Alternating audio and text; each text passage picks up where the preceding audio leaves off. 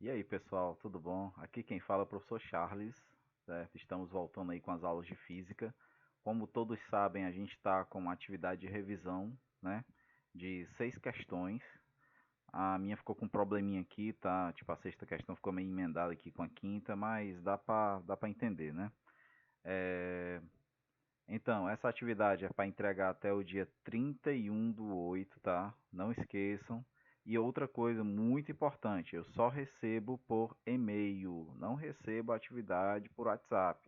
Porque pensa aí, 40 alunos por turma, eu tenho umas 10, 12 turmas, então eu tenho 400 alunos, para receber 400 mensagens no privado recebendo atividade não tem condição, né? Tipo assim, o WhatsApp é meu meio de comunicação pessoal também, né? E tá lá com muito grupo, muita conversa, muita coisa. Mas é isso, vamos para frente. Vamos falar aqui sobre esses assuntos das questões. Essa revisão é direcionada para o questionário, tá? Então, eu vou falar sobre os assuntos abordados no questionário. Assim, os assuntos em si, de aula mesmo, a gente viu em sala, né? E também vimos em algumas aulas no YouTube também, tá? Que eu posso mandar depois o link, né, para quem quiser. Bom, vamos lá. Primeira coisa, ó, essa primeira questão é qual a diferença básica entre posição e deslocamento, tá? Vou fazer um desenho aqui. Ó, imagine que tem aqui uma mosca voando, certo? Aqui nessa, aqui é a mosca, ó. Ela voou daqui do ponto A até o ponto B, tá? Então, o que acontece? Ela foi do A até o B. Se eu perguntar em que posição a mosca está agora, nesse desenho que eu estou mostrando para vocês, obviamente vocês vão dizer, ah, ela está na posição B. E se eu perguntar qual o deslocamento que a mosca fez nesse trajeto aí que eu estou colocando, aí o deslocamento seria todo esse caminho aqui de A até B, né, que eu posso chamar de, normalmente a gente chama isso de delta S, não é verdade?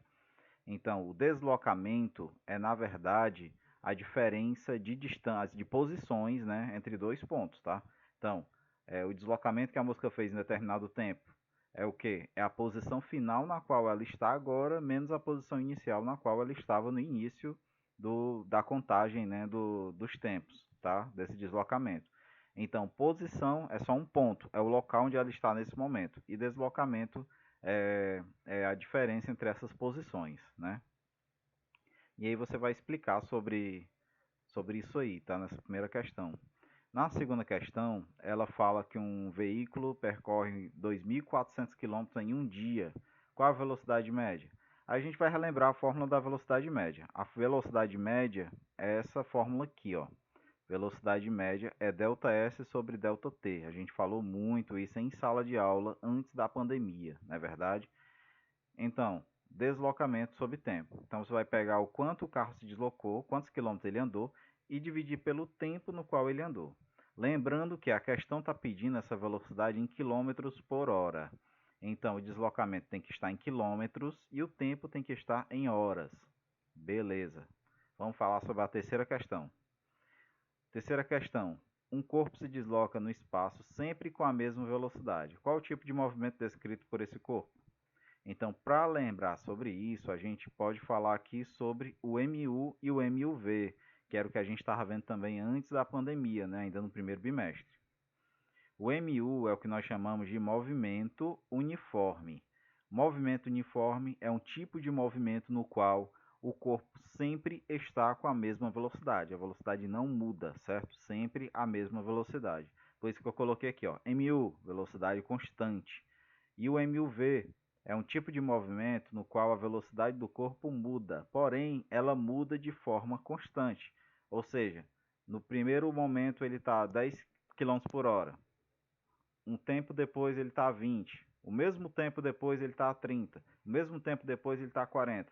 A velocidade vai aumentando ou vai diminuindo, porém na mesma taxa, tá?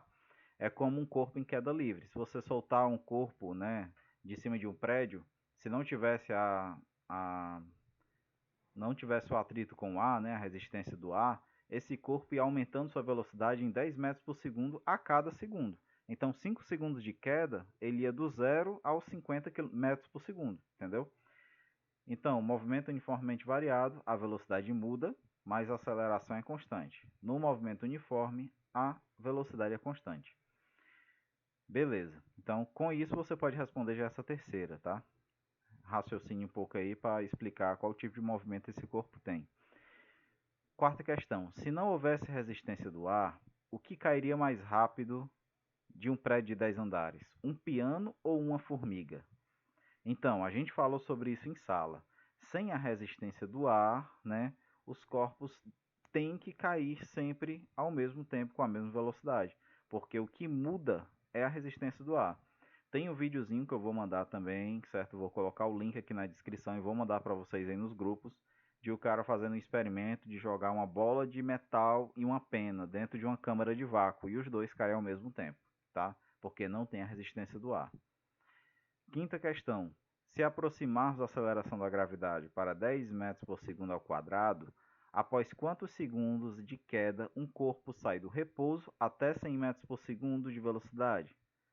Então, olha só, ele está te dando a aceleração, ele está perguntando o tempo, ó, após quantos segundos, está perguntando o tempo. E ele diz que a velocidade final é 100.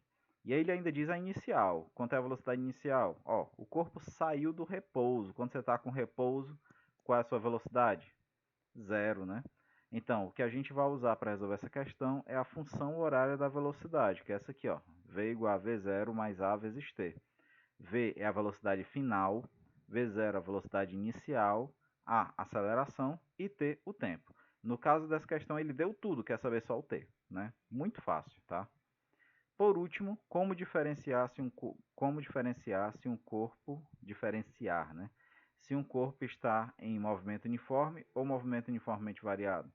Já falamos sobre isso, né? Já foi falado aqui no começo, quando eu estava falando sobre a questão, acho que era na questão 3, né? Então é isso, galera. Esses são os conteúdos dessa revisão. São conteúdos muito simples, né? São só 6 questões de revisão. Entreguem aí até o dia 31, tá? Para poder contabilizar por e-mail. Entreguem por e-mail. E a gente vai ter um tira-dúvida nessa semana e na outra também sobre essa revisão. Para poder a gente começar efetivamente o terceiro bimestre, ok?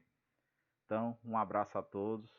E fiquem com saúde, né? Fiquem aí bem, estudem bem, tá? Para continuar acompanhando aí os nossos conteúdos, ok?